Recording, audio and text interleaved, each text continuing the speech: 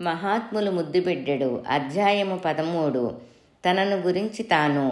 పూర్ణపురుషులు జ్ఞానులు ఏది చెప్పినా ఏది మాట్లాడినా నేను అన్న పరిమిత భావంతో కాక అంతా వ్యాపించిన నేను ఏది ఉన్నదో ఆ దృక్పథంతో మాట్లాడుట సహజాతి సహజం. శ్రీకృష్ణ భగవానులు అన్యచింతలు లేక ఎవరైతే నన్నే ధ్యానిస్తారో వారి యోగక్షేమాలు నేనే నిర్వహిస్తాను అని చెప్పారు.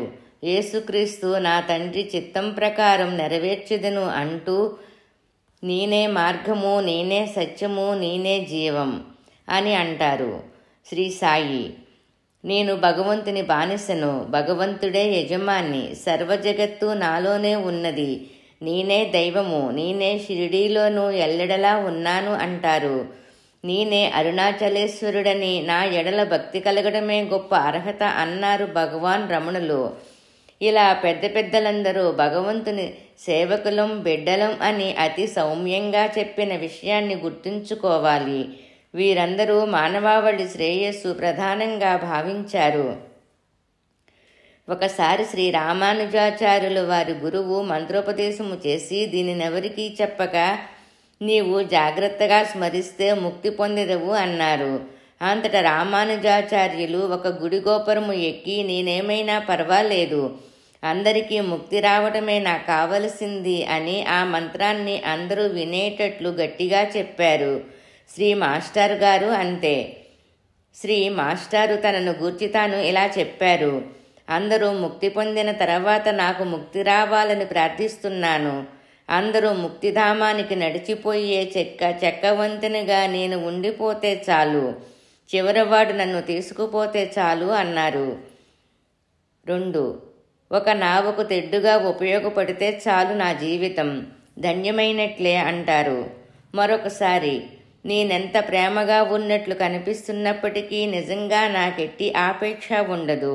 నేను కఠినంగా ఉన్నట్లు కనిపించినప్పటికీ నాలో ఎట్టి కాఠిన్యత ఉండదు. నా అంతరంతరాలలో నేనెలాంటి వాడినో ఎన్నటికీ ఎవరూ తెలుసుకోలేదు.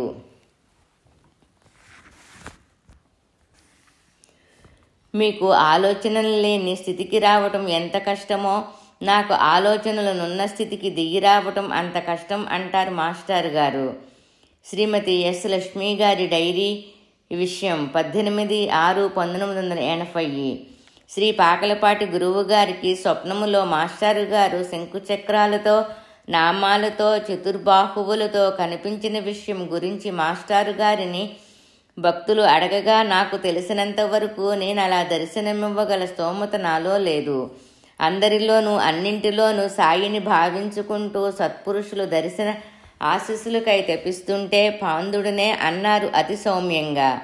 వివాహ సందర్భములో బనగానపల్లిలో ఇప్పటి వరకు నేను ఆధ్యాత్మిక సాధనకు ఉపయోగపడ్డాను, ఇక నుంచి ఇహపర సాధనకు శ్రేయస్సుకు ఉపయోగపడతాను అని చెప్పారు మాస్టర్ గారు అని శ్రీ ఏ భక్తవత్సలం మాస్టర్ గారి విద్యార్థి, ప్రస్తుతం డిఈ నెల్లూరు అంటారు. ఒకసారి భక్తులు ఆచార్యులు వారికి అభ్యంగ స్నానం చేయించారు. శ్రీ మేడా జయరాం గారు ఆచార్యులు వారితో, సార్ స్నానము చేసేటప్పుడు ఎలా ఉంది అని అడిగారు. దత్తుడికి స్నానము చేసినట్లుందయ్యా అని అన్నారు. ఒక సందర్భంలో నా దగ్గరికి వచ్చేవారికి పాయసం పోసి జుర్రుకోమంటే సంస్కారం ఉండి చేతనైన వాడు జుర్రుకుంటాడు, చేతకానివాడు కుక్కలకు పెడతాడు. అర్థం చేసుకున్నవాడికి అమరబోధ, చేసుకోని వాడికి ఏమి చెయ్యను, ప్రేమను పంచి ఇవ్వటం నా ధర్మం అన్నారు. ఒక భక్తుడు సాయి ఎప్పటికీ మీకు దర్శనమిస్తాడు అని అడగగా ఒక భక్తుడు సాయి ఎప్పటికీ మీకు దర్శనమిస్తాడు అని అడగగా అందుకు మాస్టారు తల్లి ఒడిలో ఉండే బిడ్డ తన చుట్టూ ఉన్న ప్రపంచాన్ని చూస్తూ కేరింతలు కొడుతుంది, అంతేకాని అమ్మ ముఖం చూస్తూ కూర్చోదు, నా పరిస్థితి అంతే అన్నారు. సాయి సన్నది గ్రంథావిష్కరణకై డ్యాంకు వచ్చినప్పుడు శ్రీమతి రాజేశ్వరి మీరు బాబాను చూచారా మాస్టారు అని అడగ్గా ప్రతి శ్వాసలో ఆయన గుర్తుంటాడమ్మా అన్నారు. శ్రీ సిహెచ్ శ్రీనివాసుల రెడ్డి వేద ఋషులు ఏమి చేసినా ఏమి పొందారో అది మీరు పొందారా అని అడగ్గా పొందాను అని గుండెలపై చెయ్యి వేసి నిక్కచ్చిగా చెప్పారు.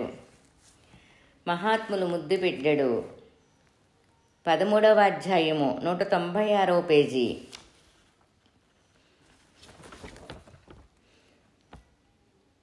పొందాను అని గుండెలపై చేయి వేసి నిక్కచ్చిగా చెప్పారు మాస్టర్ గారు.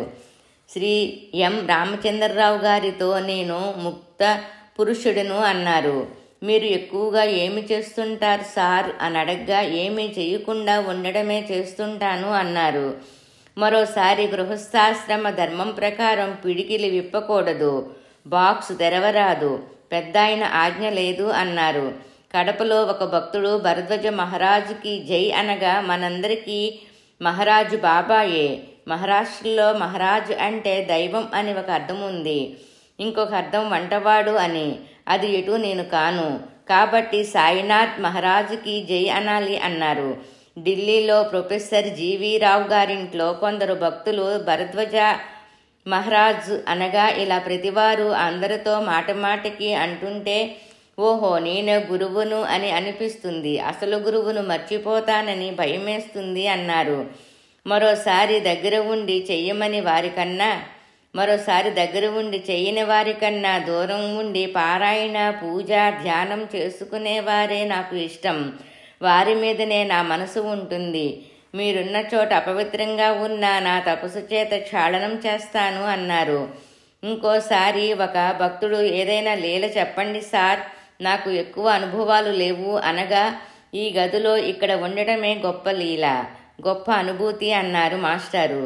ఇంకోసారి నిద్రలో ఉన్నా సరే మీరు నన్ను ప్రార్థిస్తే నాకు తెలుస్తుంది, కర్మ వర్కౌట్ కావాలి అని కోరినవి అన్నీ తీర్చను, మీకు ఏది మేలో అది చేస్తాను, అడిగింది ఇవ్వకపోతే మీరు తిట్టుకుంటే ఎలా అన్నారు.